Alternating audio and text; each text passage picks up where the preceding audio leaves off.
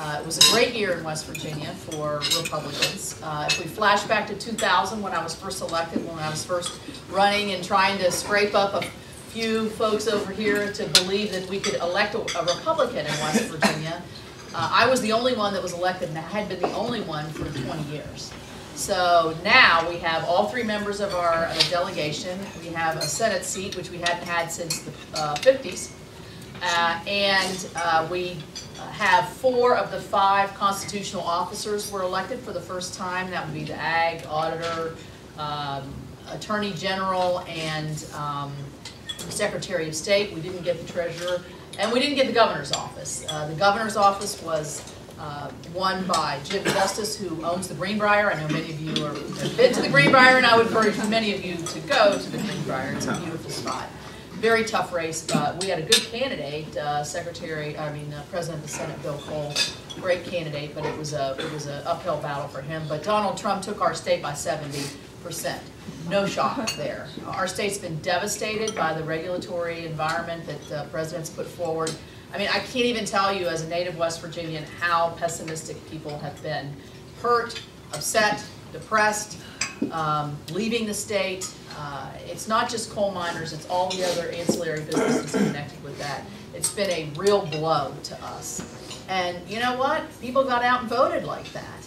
And they said, you know, we don't want this anymore. So I would say we were ground central of, I'm tired as hell and I can't take it anymore. And I think that reflected in the ballot. And so what do I think people want as we sort of look forward to the 115th? Well, I think, for instance, I'll use the announcement that President-elect Trump made yesterday on the carrier. I hope you speak this because obviously it's in your state. But literally, if he were to come to West Virginia and save 1,000 jobs, we would recarve the Capitol Dome with his hair. It's already gold. It would probably go great. That's what people want. They want, and you know, there's all this now, you know, what was promised and all those kinds of things. It doesn't matter. 1,000 people are going to be able to stay in their hometowns, work for a company that's a great company, raise their families there, and create American jobs. That's what he said he was going to do. Now, whether he can replicate that across the country or encourage other businesses to do that, that's, I think, where the value. So I was really excited about that yesterday, not just for Indiana, but for our country, for my state. You know, I think we're going to be really busy. We did get the schedule, and Mitch told us, what the majority leader told us. I know we're on our first name basis yet. I'm kidding. I'm on his leadership team. Remember that. He told us to make sure don't plan any trips, don't take any vacation. We're going to be here, and we're going to have to be here, and we're going to want to be here. And so first on our agenda, obviously, will be the repeal of Obamacare, the reconciliation package. We're formulating that now. I actually did a whip check on that. I'm on the whip team, too. It looks very good, but with 50, we don't know how many, 54 now, hopefully 52, we're going to have to really weave a difficult balance. And so there's a lot of churning of good ideas on the replacement vehicle. And I know you guys have done a lot of work on that in the House, so I'm looking forward to that. One of the things, the several things that we're going to do as we move forward, I'm very excited about 21st Century Cures. I think it's going to get downplayed probably in people's minds, but it's really going to do a lot to save a lot of people's lives. I lost both my parents to Alzheimer's over the last 2 years. It is the saddest thing that I've ever experienced in my life, the hardest thing. And the brain initiative in this 21st Century Cures is very meaningful to me.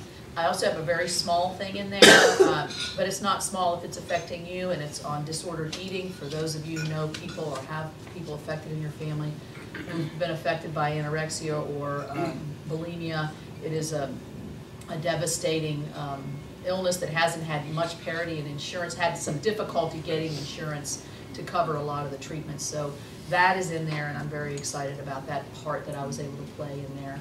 And, you know, regenerative medicine, all those things. Cancer moonshot, it's great. So we'll do that. We'll do the continuing resolution. I'm hoping that on the continuing resolution we have our miners protection bill, which is the health and pension benefits for our miners. I said we've lost a lot of jobs. A lot of bankruptcies. We have miners who were promised lifetime health care benefits since the 40s who are on the verge of losing it at the end of the month.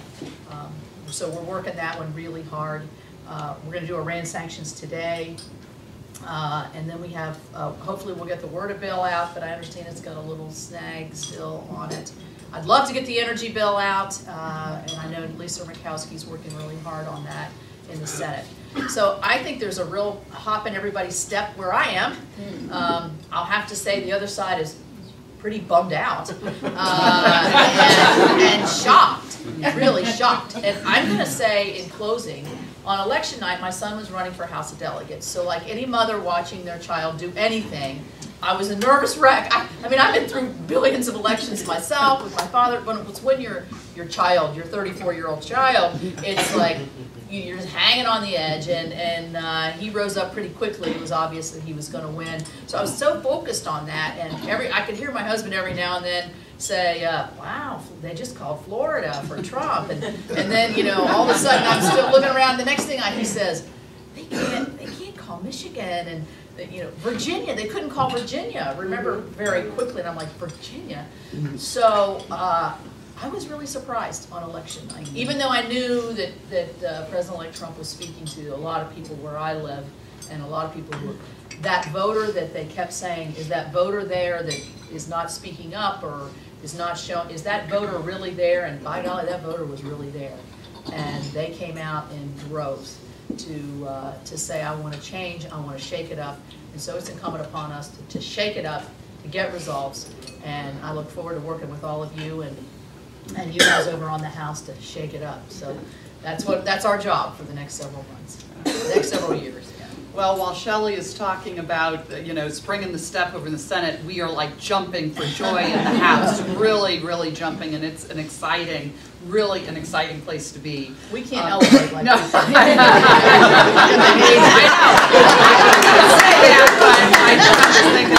There is a lot going on, and really, it's in large part because of Paul Ryan's leadership. I've just got to tell you, because of Paul's leadership and how he kept our conference together and working toward what I would say, believe it or not, that Better Way agenda that we all talked about, all worked on, that he kept us focused on, so we had a great message in this. It was a tough election year. You know, a few weeks before the election, or 2 weeks, we were on the phone as a conference going, ooh, it is not looking good, folks. You know, how many seats might we lose? And so no one was reading it right. We really weren't reading it right at all. Pollsters weren't reading it right. Things just really felt very kind of down a couple of weeks before the election. And then there was a change. There was a shift that last kind of 10 days, and it felt like the momentum had changed. And let me just tell you, in Indiana, we've had the craziest year of any state. When Mike Pence was tapped as, you know, the vice presidential nominee, it just, you know, and when Evan Bayh jumped into our Senate race this past year, it just caused our whole dynamic in Indiana to change. And so election day, I have to tell you though, on election day, I felt incredibly good. We felt very good about Indiana. We weren't sure about our governor's race. We thought that would be much tighter. And who would have guessed that Donald Trump truly had the coattails that he had all across the country? Republican sweep, not just president and governors, and I'm sorry your governor candidate didn't win, and Todd Young knocked it out of the park, but he had the momentum. Let me tell you, I was not surprised that Todd Young won, not at all. But our governor won. We won all the statewide elections, all the way down to, I have a county called Madison County, just north of Indianapolis, that hasn't been Republican for a long time. All the county officials won. So the coattails of the Trump-Pence team went deep in Indiana, and I think across the country, you often don't talk about those local elections very much, but I think we picked up a lot of local races and elections, and it was very, very exciting. And so now, and I will tell you, on Election Day, one thing that Leanne talked about with respect to our introduction, on Election Day, it was cold, it was rainy, it was, you know, a nasty day in Indiana. As I was walking and talking to voters at various polling sites, several people told me their personal stories and thanked us for working on opioids. It was the one issue on Election Day where actually people spoke specifically about thank you for that work and would share their story. And so last night, with 392 votes, we passed 21st Century Cures, and it has $1 billion.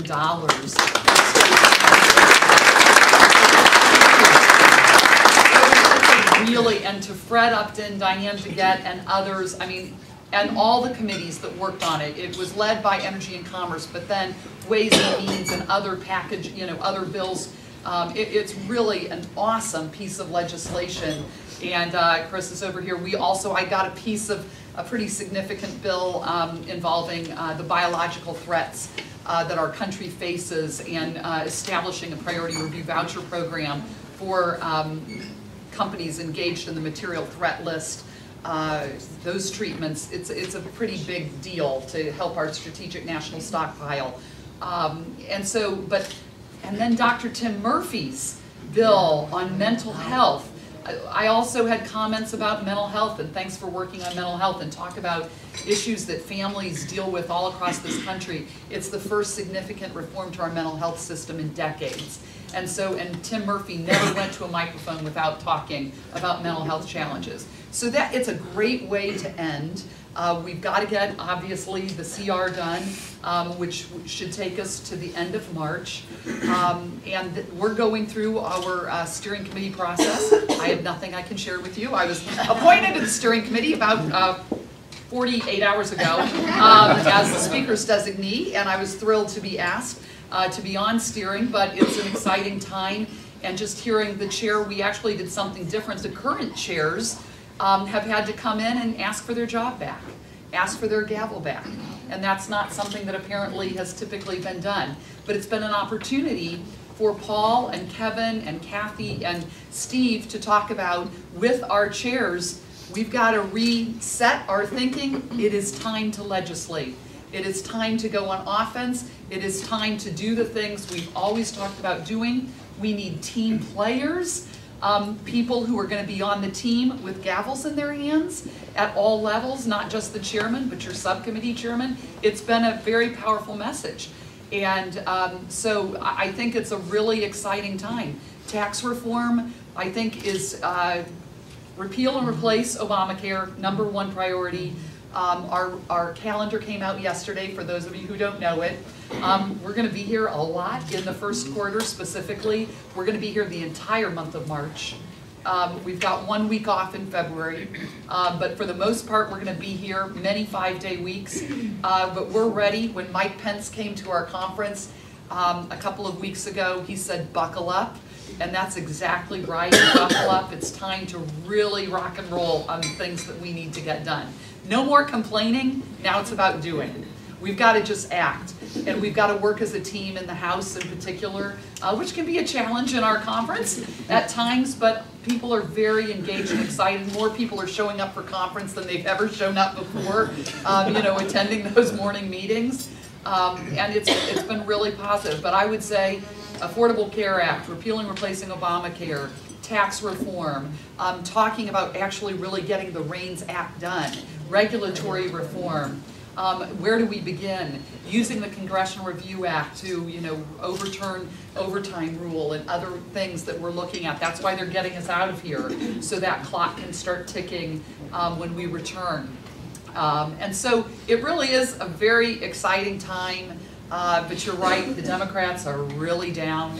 And what we're talking about, though, is we know we've got to do things in a really wise way so that we can get bipartisan support in the Senate. And so Paul is always talking about, remember the Senate calendar, they've got all these confirmations, and let me just tell you, we're all getting slammed with U.S. Marshals, U.S. Attorneys, judges. It's an exciting time, though, for Republicans in our states. reaching out to us, jobs in the new administration. I know that's what we're certainly getting hit with. How do we get in? It's really an exciting time, but we know that their calendar and what they have to do with respect to nominations and confirmations is critically important. And I'll just close by saying, we learned a really, really tough lesson on 9/11.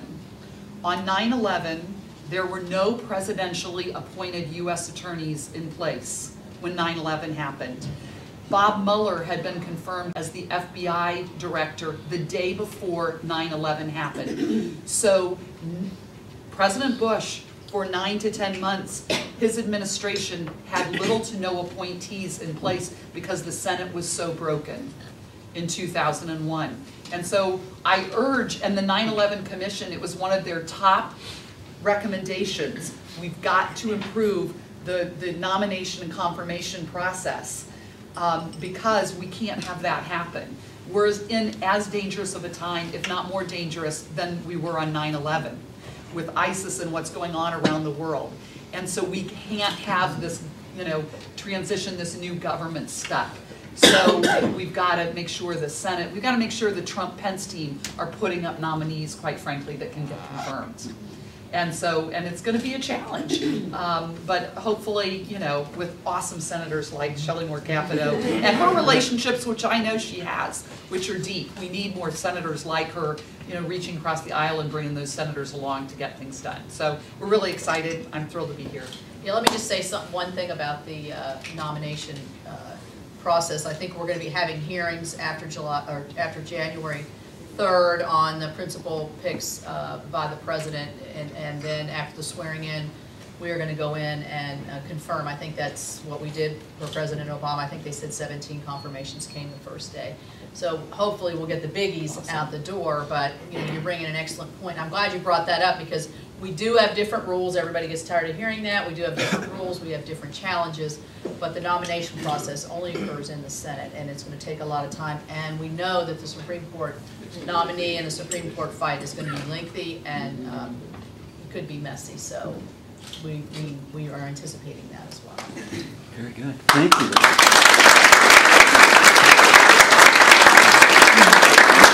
If I may, one of the things that nobody's been touching on, and that is the infrastructure. How are we, I don't know about, West Virginia or Indiana, but here in D.C., I mean, they're looking at Memorial Bridge being shut down because it is crumbling. How are we going to fund this? What seems to be the talk back home in both your fine states? Well, certainly, infrastructure improvement. In order for our country to be globally competitive, we have got to invest in infrastructure. And so our states, the governors, are really excited about the fact that the Trump-Pence team is, putting a focus on it. I think the devil's in the details, and I don't really I'm not part of T&I, not part of the committees that really have been in those discussions about how we're going to fund it.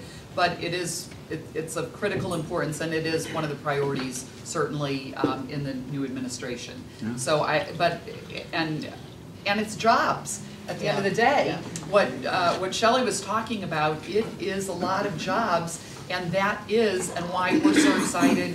The President-elect Trump is in Indianapolis today. When that happened a few days ago, it kind of took my breath away that he was able to do that in this short a period of time. And I think if we can keep some of that momentum going, and I think he is that shock and awe type of president, we're going to see that, I think, time and time again. And what I said from the beginning when he was running, he loves to negotiate. He loves to wheel and deal. He's going to enjoy the wheeling and dealing, I think, with the Democrats. And with Republicans, he wants to move things forward. And infrastructure, I think, is going to be one of those things that he's going to find a way, and he's a builder. He wants to build things. So I would say, just in addition to what Susan's already said, is I think Elaine Chow at the helm of transportation will be tremendous. She has such a wealth of experience in that area, and certainly at the highest levels of administration. So that's great. One thing I was, and excuse me if anybody's from this Chicago area, but I was in the Chicago area on my way to campaign for Grassley for a whole day. we had to go to Dairy Queen in the middle of the day, because that's his favorite place. And get it's not a McFlurry, because that's McDonald's. Whoops. But a Blizzard, yes. And literally, they had to Google Dairy Queen to find out, because we were sort of out in the middle of a bunch of corn, it looked like to me. And so we vectored over 20 miles to go to the Dairy Queen and eat our Blizzards, and they were very good. But I was going through the Chicago airport. So when you fly from Charleston, West Virginia into Chicago, you're flying from, you might as well be coming from Iceland, because it's a small area. So we're all the way at the end of Terminal Z, and I got to get over here to go to Des Moines, over on Terminal B. And I walked, it took me a half an hour. I don't know how disabled people get through airports, but it's so narrow. And I mean, the whole time I was walking in a very loud voice, nobody knew who I was going, Donald Trump is right, our airports are terrible. Yeah, baby. So, you don't think of infrastructure as airports, but literally our national and international airports. I was just in Atlanta, and I will say they have improved Atlanta quite a bit. So, in any event, I look forward to that. One of the areas I'd like to see in an infrastructure bill is broadband deployment. In rural America, I'm sure in Indiana, this is something I've worked on quite a bit. We're falling behind. There's a digital divide, and it takes time and money to develop these things. We don't need the technology's there. It should be deployed to rural areas for healthcare, education, economic development. So we're going to press to get broadband development into an infrastructure bill. On terms of the pay for, there's been this bill out here for a long time for repatriation of dollars back in to dedicate to an infrastructure fund. I'm for that. I think that sounds like a good idea, and there's all kinds of questions around it in terms of what it would generate and how long it would generate. But one thing I would caution about is that we don't turn an infrastructure bill into a stimulus package, as the previous president did. In my view, shovel ready obviously wasn't quite what he admitted. Shovel ready wasn't really shovel ready, but if you really look at what that package was, the bulk of that package was all kinds of upping food stamps and other kinds of issues, which is fine, but those long sustainable infrastructure jobs, not really, and do they actually up the infrastructure? So I think you'll find, you're going to find pushback on the pay-fors and the money. I mean, that's going to be the big question, but I think nobody would deny that every state, in the energy bill, I have my dam bill, which is, we have a lot of dams, I'm sure you do too, in Indiana. We have a lot of mountains, obviously, a lot of dams that are faulty, and we need to fix those as well. So.